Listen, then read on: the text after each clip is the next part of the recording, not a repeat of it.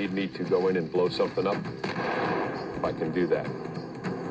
If you need me to go in and secure an airfield or a port, I can do that. It's just pick the one and send us. Who are these elite forces who established the first American base in Afghanistan? And how are they likely to change the war against international terrorists? They don't know where they are. They don't know what they're going to do, and that's good. We are dirty fighters. We are simply dirty street fighters. How are these Marines and their families reacting to the tragedy of September 11th? You can't dwell on it. You know, you've got to go on with everyday life. It's shock, and now it's not much as a fear, but it's something we got to get settled. We want to measurably respond to ensure they understand you better never, ever, ever come to our house again.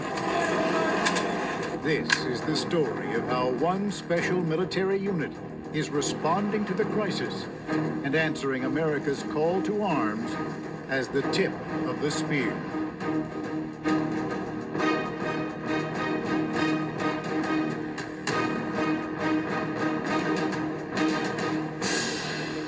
Special operations units are on the front lines of the war against international terrorism in Afghanistan, and there's been very little access to them for obvious security reasons. But MSNBC was able to produce this exclusive profile of one of these elite units since its deployment to the Middle East, just 2 weeks after the September 11th tragedy. We agreed not to disclose troop locations or movements until after they had already been released by the Department of Defense. The U.S. Marine Corps and Navy allowed our team to travel and live with the 26th Marine Expeditionary Unit from the time they said goodbye to their families in North Carolina, through their secret desert training in the Middle East, to establishing the forward base in Afghanistan. Tonight we are a country awakened to danger and called to defend freedom.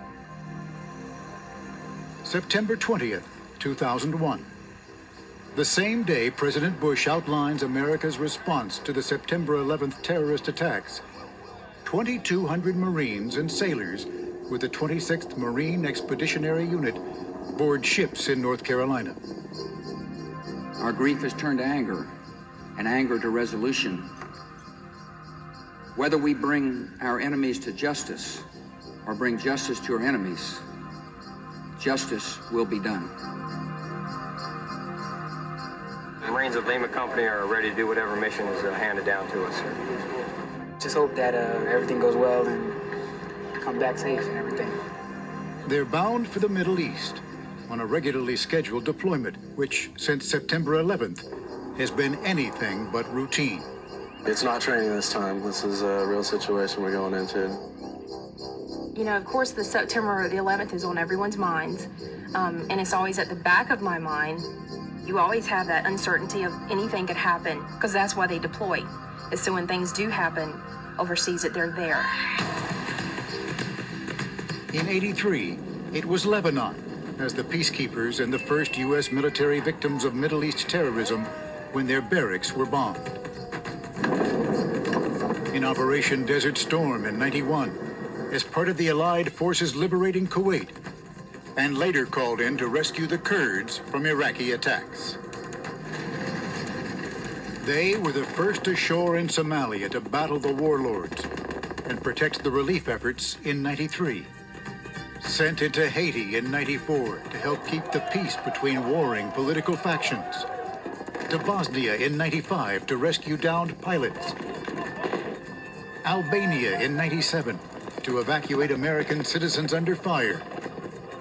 And to Kosovo in '99 with the UN forces to restore peace and order.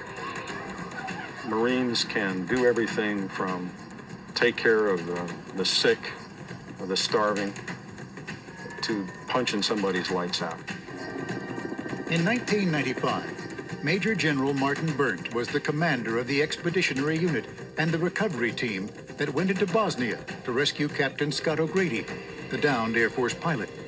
It was the only American ground unit to engage the Serbs. He is now the commander of the Marine Expeditionary Forces based at Camp Lejeune, North Carolina, which trains and sends expeditionary strike forces, including the 26th, to troubled Africa, and Europe. We really are, in many ways, a utility infielder. Everything from reinforcing an embassy to conducting an evacuation of providing humanitarian assistance, to conducting amphibious raid. Their ability to move around that sea unencumbered by some of the politics and diplomacy that's necessary to get forces ashore.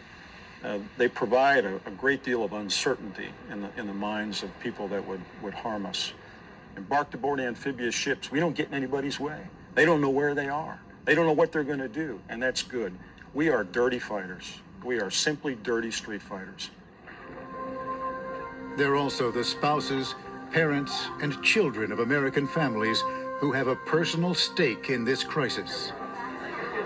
Yeah, it's a little different because of what's happened to our country. And it's scary, too, as a wife. Well, I'm kind of nervous because he might, be going to war. I'm afraid he won't return.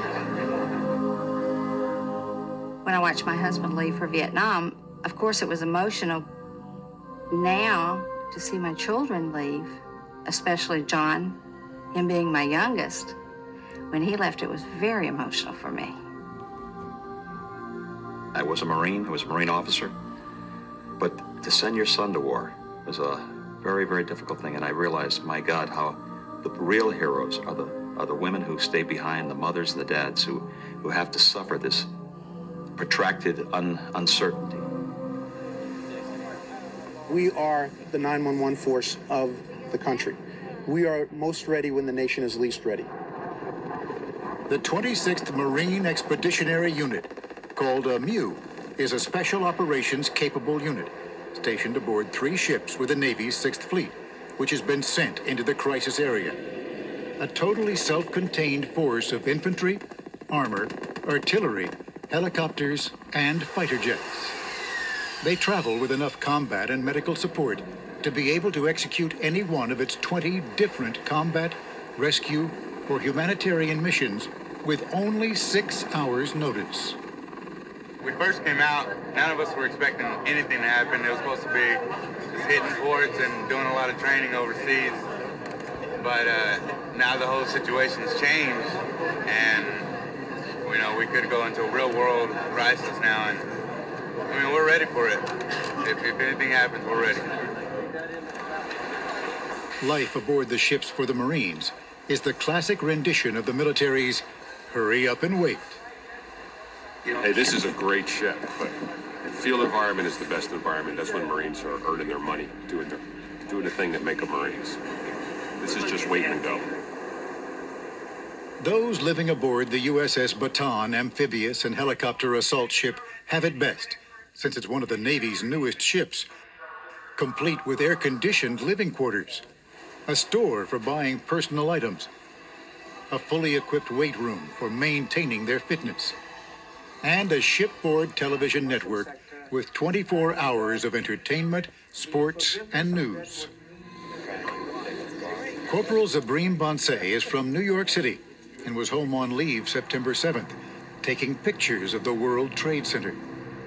I decided to stop in Manhattan like I always do, and I took a picture on my back of the trade centers. And then a couple days later, I got to witness the Trade Center attack that's following Tuesday. I didn't learn till probably, I think it was the night that I was leaving to jump on the ship, that I spoke to my father, and he told me that, you had a cousin that came to the States not too long ago. He died in the Trade Center attack. She was shot, and now it's not much as a fear, but it's something we got to get settled. And I said, all Marines, it's not an act of revenge, it's our job. The country calls on us, and we're here to protect the country, and we're standing by until we get that call. A flag raised over the World Trade Center ruins by New York firefighters during the recovery effort was flown out to the aircraft carrier leading the military response into the crisis area with its Marine Expeditionary Unit.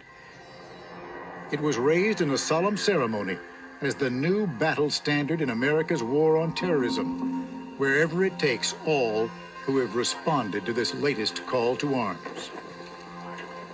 know, it's just so many things up in the air right now.